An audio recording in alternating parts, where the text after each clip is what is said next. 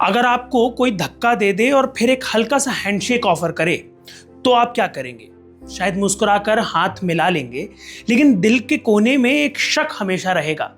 Exactly यही situation India और China के रिश्तों की है, जो 2025 में फिर से एक टर्निंग पॉइंट पर खड़े हैं। एक तरफ दोनों देश एक दूसरे के टूरिस्ट्स को फिर से वेलकम कर रहे हैं, कैलाश मानसरोवर यात्रा रीस्टार्ट हो चुकी है और डिप्लोमेटिक हैंडशेक्स नजर आ रहे हैं।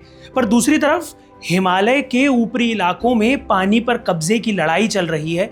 पाकिस्तान को लेकर मिसट्रस्ट बढ़ता जा रहा है और व्यापार का गणित हमें इकोनॉमिक चिंताएं दे रहा है। सो आज के एपिसोड में हम डिकोड करेंगे 2025 के सबसे critical updates on India China relations, जैसे वीजा रिजम्पशन के पीछे की डिप्लोमेसी क्या है, ब्रह्मपुत्र डैम पर छुपा चाइना का असली इरादा क्या है, ऑपरेशन सिंदूर के दौरान जो चीन का पाकिस्तान प्रेम था वो क्या हम भूल गए हैं, और इंडिया चाइना ट्रेड का शॉकिंग और स्टिल इंक्रीजिंग ट्रेड डेफिसिट क्या इंप्लीकेशंस लेकर आता है। Let me simply explain.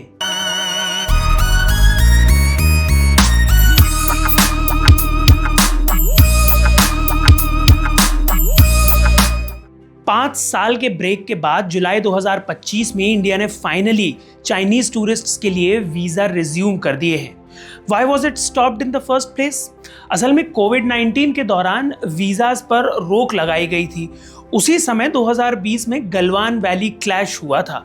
20 Indian soldiers शहीद हुए और उसके बाद से बायलैटरल टाइज ऑलमोस्ट फ्रीज हो गए। वीजा सर्विसेज बंद थीं और एक्सचेंजेस रुके हुए थे और लोगों का भरोसा टूट चुका था। अब चाइना ने मार्च 2025 में इंडियंस के लिए वीजाज रिज्यूम किए और अब इंडिया ने भी रेसिप्रोकेट किया।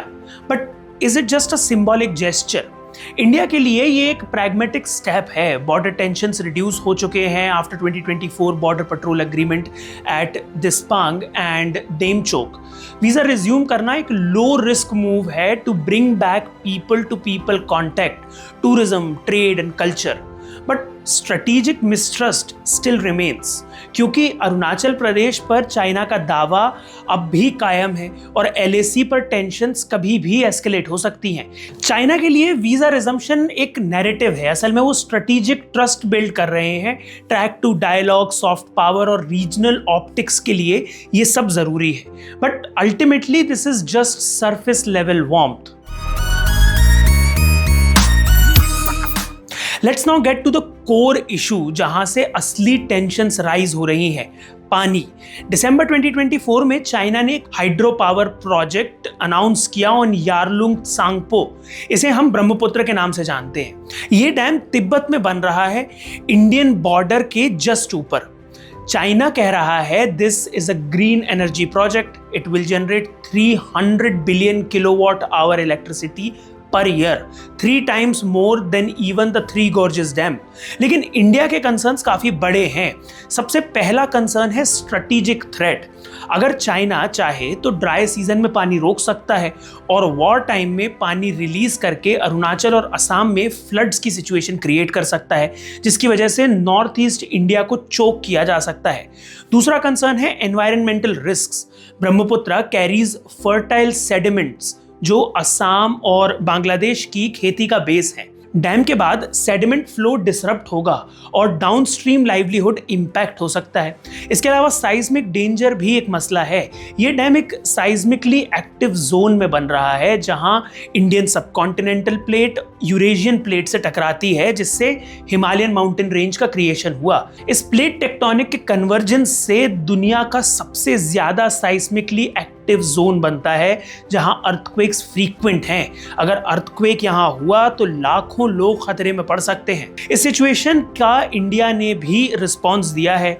सियांग अपर मल्टीपर्पस प्रोजेक्ट या SUMP संप लॉन्च हुआ और 11 गीगावाट कैपेसिटी के साथ। पर यह भी लोकल ऑपोजिशन फेस कर रहा है अरुणाचल में because of displacement, ecological worries and tribal rights. Meanwhile Bangladesh, जो सबसे डाउनस्ट्रीम स्टेट है, वो वो इस वक्त काफ़ी चिंता में है क्योंकि ब्रह्मपुत्र उनका लाइफ सोर्स है। उनके देश का 65% पानी ब्रह्मपुत्र से ही आता है, जिसे बांग्लादेश में जमुना कहा जाता है। The river also supports its largest sediment delta. Bangladesh is one of the lowest lying countries to the sea level. तो वाटर स्कैरसिटी, सैलिनिटी और फ्लड थ्रेट्स उनके लिए एग्जिस्टेंशियल हैं। अनफॉर्चुनेटली ना इंडिया चाइना के बीच फॉर्मल वाटर शेयरिंग एग्रीमेंट है, ना ट्राइलेटरल बेसिन डायलॉग। सिर्फ एक्सपर्ट लेवल मैकेनिज्म या ELM जैसा एक प्लेटफॉर्म है जो डेटा शेयर करता है, बट ये भी काफी लिमिटेड है। The dam is not just about power, it's about power play. March 2025 Pahalgam में एक मेजर टेरर अटैक होता है।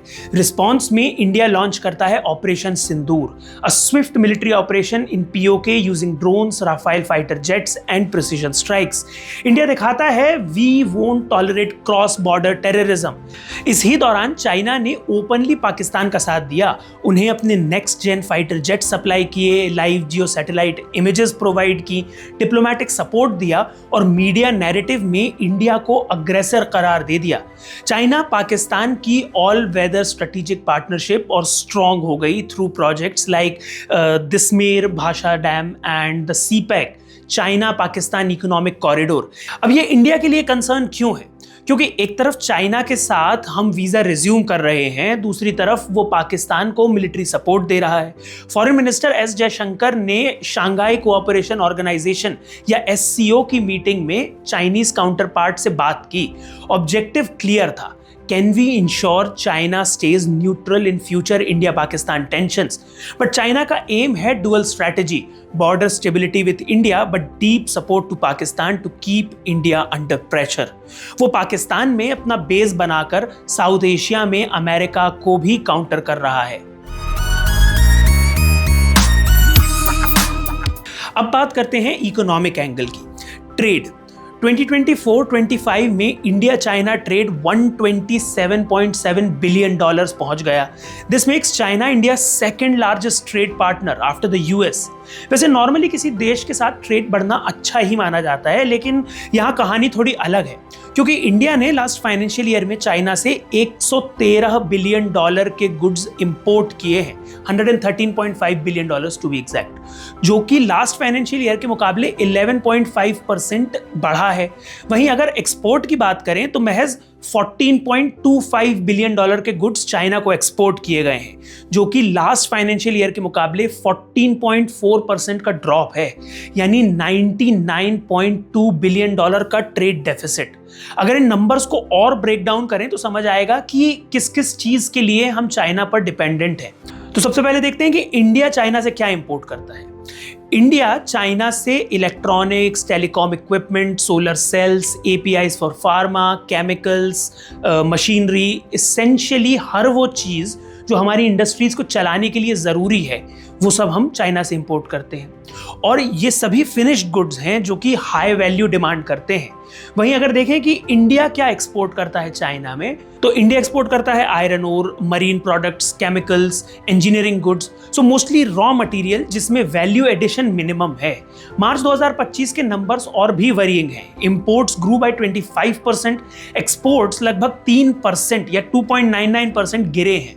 इंडिया के प्रोडक्शन लिंक्ड इंसेंटिव या PLI स्कीम्स भी चाइनीज इनपुट पे हेविली डिपेंडेंट हैं, specially in electronics and renewables. Experts कह रहे हैं कि जब तक हम R&D, लोकल मैन्युफैक्चरिंग और हाई वैल्यू एक्सपोर्ट्स डेवलप नहीं करेंगे, ये डेफिसिट और भी बढ़ेगा। So despite military and diplomatic tensions, दोनों कंट्रीज इकोनॉमिकली इंटरलिंक्ड हैं। This is what scholars call competitive interdependence. ये सब होने के बाद भी why is India still trying to normalize relations? सबसे पहला है बॉर्डर स्टेबिलिटी। इंडिया को टू फ्रंट वॉर अवॉइड करना है। Pakistan and China together can stretch India's military. Moreover Pakistani threat can be easily countered, but China is militarily more powerful than India. दूसरा है reduce China support for Pakistan. Diplomatic engagement का गोल है कि Beijing at least neutral रहे during Indo पाक conflicts. तीसरा है economic interests, tourism, trade, and cultural exchanges bring economic benefits, especially for post-COVID recovery. चौथा है जियोपॉलिटिकल बैलेंस। वेस्ट के साथ क्लोज होने के बावजूद India doesn't want to be seen as entirely anti China. ये स्ट्रेटेजिक ऑटोनॉमी मेंटेन करता है और चाइना भी चाह रहा है कि सिचुएशन कूल रहे, बिकॉज उसको अपने डोमेस्टिक प्रायोरिटीज पर फोकस करना है। Energy security, internal economy, US और क्वाड के प्रेशर को बैलेंस करना वगैरह वगैरह। साउथ एशिया में अपना इन्फ्लुएंस मेंटेन करना भी चाइना के लिए एक बड़ी बात है। तो 2025 में इंडिया चाइना रिलेशंस एक मल्टी लेयर्ड पजल बन चुके हैं। एक तरफ वीजा रिजम्पशन और एससीओ हैंडशेक्स शो करते हैं कि दोनों कंट्रीज शांति चाहती हैं। दूसरी तरफ ब्रह्मपुत्र डैम, ऑपरेशन सिंदूर और मैसिव ट्रेड डेफिसिट दिखाते हैं कि मिसट्रस्ट, कंपटीशन और जियोपॉलिटिकल टसल अब भी जिंदा है। ये कोई दोस्ती नहीं, एक मैनेज्ड राइवलरी है जहां एंगेजमेंट भी है और स्केप्टिसिज्म भी। अल्टीमेटली ये समझना जरूरी है कि water is not just about reverse, trade is not just about economics, diplomacy is not just about handshakes, it's about power, trust and long term survival. और ये सब कुछ हमें समझना पड़ेगा because global politics is now local. आपके phone का chip, आपकी दवाई की टैबलेट, आपके घर का सोलर पैनल, सब किसी ना किसी रूप से स्ट्रेटेजिक चेसबोर्ड का हिस्सा बन चुके हैं। So the next time you see a border standoff, a new dam or a spike in trade numbers, ask yourself, ये सिर्फ न्यूज़ है या कोई नया स्ट्रेटेजिक मूव? आप इंडिया चाइना रिलेशंस के बारे में क्या राय रखते हैं, हमें कमेंट्स में ज़रूर बताएं। अगर आपको ये वीडियो पसंद आया तो इसे लाइक और शेयर करें, साथ ही इंडियन मास्टरमाइंड्स को सब्सक्राइब करें। Thank you for watching.